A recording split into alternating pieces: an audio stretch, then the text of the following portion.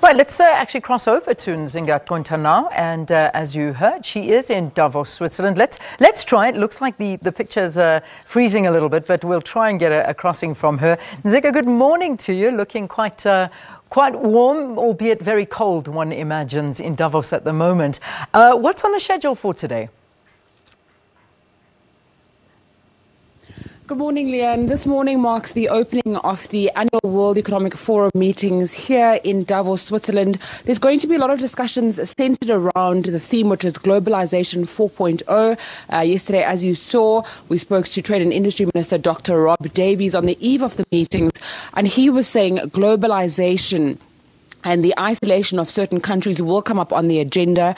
We also spoke to the leader of Oxfam yesterday, who said that she wants to raise the issue of rampant inequality at the World Economic Forum in Davos. We know that around 3,000 people will be attending the meetings. We've got people like the Ethiopian Prime Minister Abiy Ahmed expected, as well as German Chancellor Angela Merkel. We're also going to hear from a broad section of society. So it's not just about world leaders. We're going to have activists, cultural activists.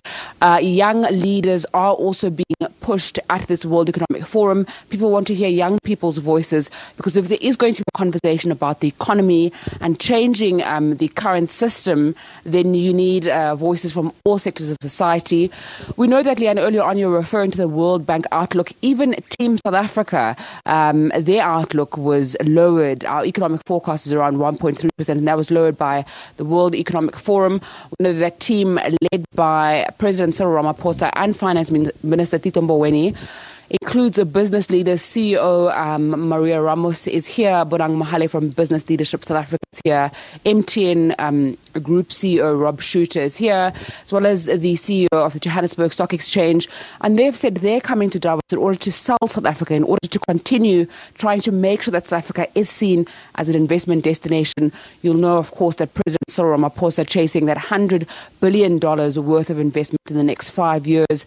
We had the Investment and Job Summit last year in order to try and reassure investors that South Africa is a good investment destination and people should put their money into the country. So that's what Team SA is going to be trying to sell over the next 3 days in Davos. We know that it's not all business and it's not all seriousness. There's going to be parties hosted, but not only Team South Africa, groups like Facebook, groups like APSA, who also have a stand here. People from all over the world are coming to network, to interact with potential investors and to sell their countries as much as possible.